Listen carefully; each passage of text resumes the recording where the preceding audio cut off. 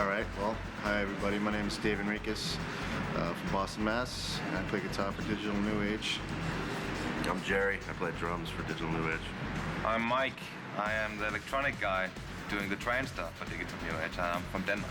Jerry and I had been in separate bands in the past, and we've always enjoyed hardcore music and trance, and we didn't really hear any bands that were doing it, so we could decide to mix both sounds, and just totally morph them together. We ended up getting in touch with Michael Villa here, and here we are in Los Angeles. We were actually researching trance bands. Just, hit the local record store, looking for a specific style of trance that would fit with the metal, with the guitar and drums based, hardcore. And we ran across Saigon album. It was actually a compilation that he was included on. Then we really dug it, and we started playing around on our own before actually contacting him on the internet, just laying drums and guitar over his stuff, seeing if it would work, and then it did, and we dug it, and then we contacted him, and it went from there. Started building a relationship on the internet. Yeah, I was contacted by the band.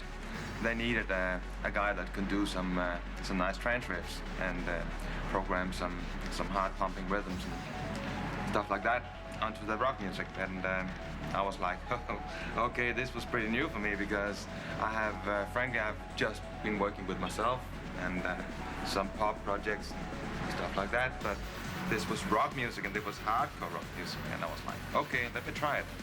Then I took their pieces to the studio and tried to mess around with these parts, and it actually went out pretty good. So suddenly we ended up having 2 tracks, yeah, and we were rolling from that point, and still doing the shit.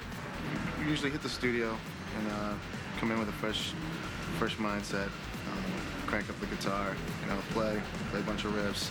And, as soon as I feel like I have something, it's got a nice ring to it, I get behind the computer and record just little samples of guitar riffs and ideas and hooks and loops and stuff like that. And then I present it to the guys, and they like it, and if everybody agrees on it, we work on it. We build off that. The first thing that happens for me every day is coffee. Instantly. I just can't survive without that. And it goes from that to running a record label at the same time. Start with the label business, and then it's right to the drums, and to take off from where Dave said, I'll check out some new ideas that he's come up with. We pick a certain, a hook line from a guitar riff, if we like it or not, and we just go from there. And literally starts pretty much with Dave. He'll come up with an original idea, we dig it, I start putting drums over it, start building it, toss it to him, comes back to us, goes back to him again, and then we get a track. I'll check out the files, scan them, just to see if there are really, really, really great takes that I can fly in my system immediately. And there is, every time. So I fly in the parts into my sequencer, and I'm like playing around with different kinds of sounds, trying to find the best mood for this track.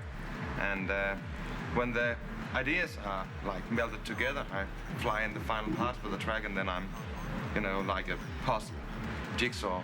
I'm putting all the parts together, and then boom, we have a track. It's tough to say what influences can be heard, because it's such a hybrid, the music. So, like he kind of said, from us, our influences go way back to just early metal days, just Pantera and Metallica, and even really, really heavy bands like Cannibal Corpse and Obituary. And as far as for him, it's I don't know, what are your influences? It's a totally different story, because I'm influenced by the whole European trance scene, and at the same time also the more commercial dance scene. So I'm like jumping back and forth to these kind of music. And one of my favorite, if we look at the trance, is like a Man With No Name from England. He's not active anymore, but he was like one of my really big figures. And BT, Brian Transworld from Actory here from Los Angeles, he's like one of the big ones as well for me. So But most of my inspiration I get from normal things in normal days life, you know, like nature, going out in the woods, like just relaxing. That's where I get my inspiration. That's not sitting in the studio working. I get the inspiration outside, you know, fresh air, good weather, everything like that. I'm on it. We're just sitting there at the E3 again, trying to make some contacts with a lot of distributors and whatnot, presenting them the music, presenting the label, and you know, just trying to get everybody into what we got going on. You know, handing out a lot of promos and Just promoting it to putting the word out. The marriage between music and games is, I think, becoming very quickly noticed in the world today. It's they actually both need each other as far as the industry goes. If you look at it, one can't really exist without the other.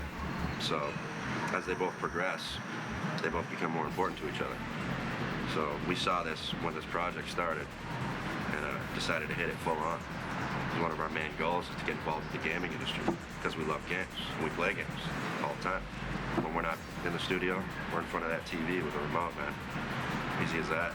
As far as the response, we've got nothing but good response. People like, you know, what they're hearing. I know we really dig what we're putting out. We bombed E3 with actually about 3,800 copies of a promotional disc, and like you said, we've been getting an unbelievable response out of it. People are really digging it, just right off the bat, liking it. And it's just a 6-song demo, you know, just to show what we've got so far. But we have a full-length release coming out in the fall of this year, 2003, which should be available in all the record stores. Make sure to check it out, definitely. It's worth the money. At least I think so.